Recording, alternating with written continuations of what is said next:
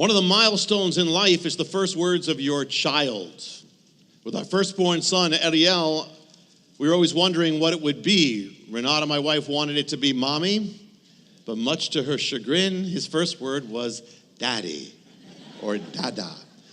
Something about hearing your child say daddy. When Eliel, has a question for me, he'll just say the word, he'll raise his voice, he'll say, daddy?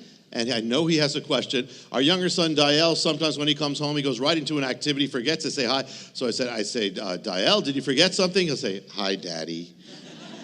But there's something about it melts you. I came home Friday afternoon, actually it's about 6 o'clock from Dallas this Friday. I walk in the garage and I hear shouting, Daddy, Daddy, Daddy. And I come upstairs. On top of the stairs, waiting for me is my 7-year-old son, Eliel, my 5-year-old son, Diel. And to greet me, Diel's holding the dog, Shimshon. They're all waiting to greet me.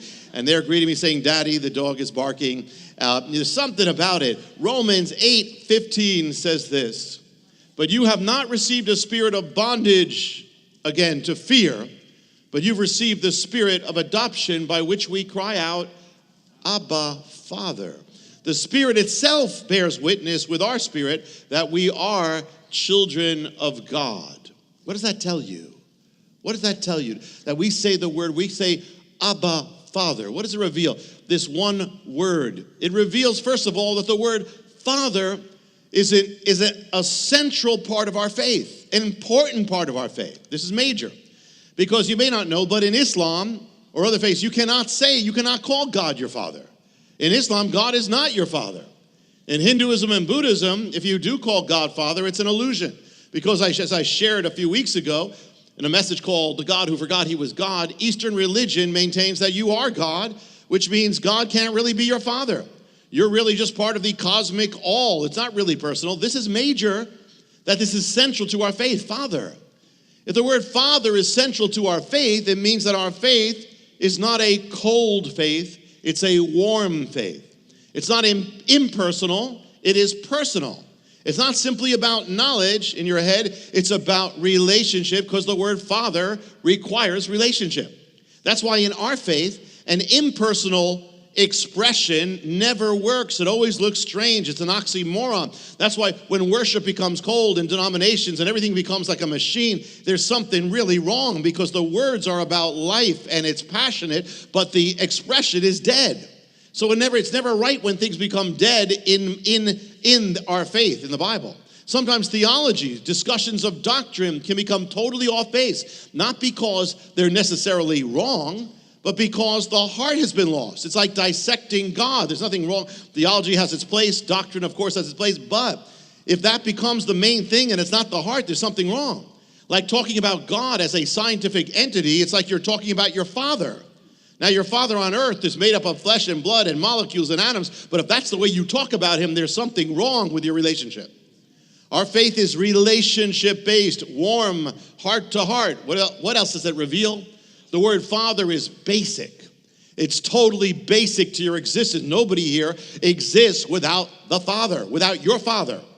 It's got to be basic. That means that our relationship with God is something very basic, essential, vital, needed, part of our being, that we need Him. It's as basic as breathing. The Father is critical to your walk. In fact, your relationship with God as your Father determines your walk for defeat or for victory, or for a joyful life, a walk in God, or the lack of it. Now, when you talk about this subject, it produces different reactions, because people's relationships with their fathers tend to be more complicated than their relationships with their mothers. Now, there are exceptions, but that tends to be. It tends to be because, some of you have, your mother was your mother. She's your mother. And when you had issues, she was your mother. Your father, there's a million different stories. It's not as simple as the mother. Some fathers, left you. Some fathers abandoned the family. Some had issues, problems, alcoholism. Some were not responsible. Some were not faithful. Some were angry. Some were abusive. Some were too demanding. Some had standards you could never live up to. Some of you had unresolved issues that affected you your whole life. And others you had overwhelmingly positive. But either way, first of all, it's a big subject with everyone. You talk about fathers.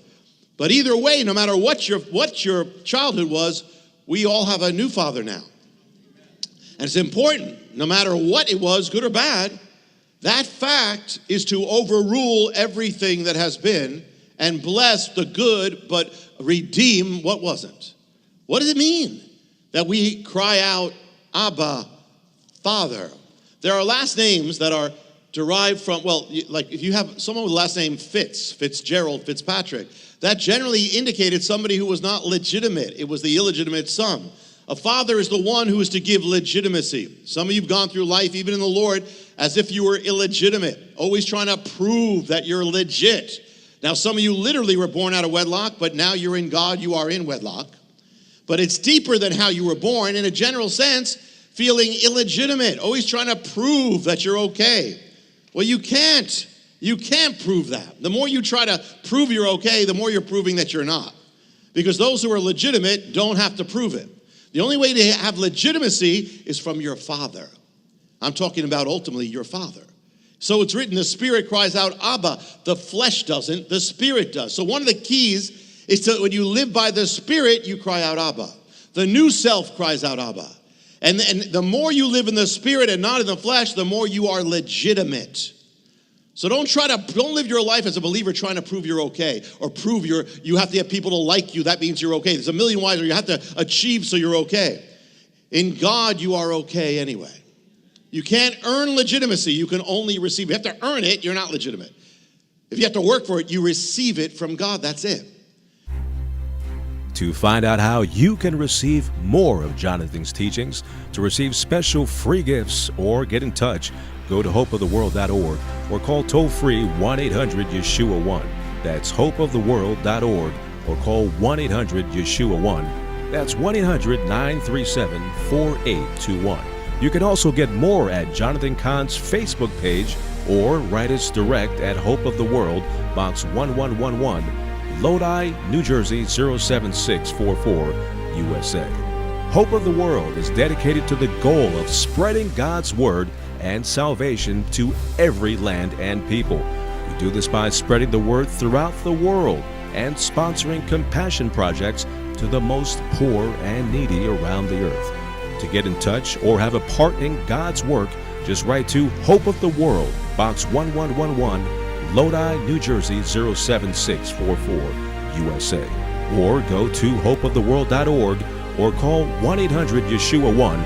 That's 1-800-937-4821.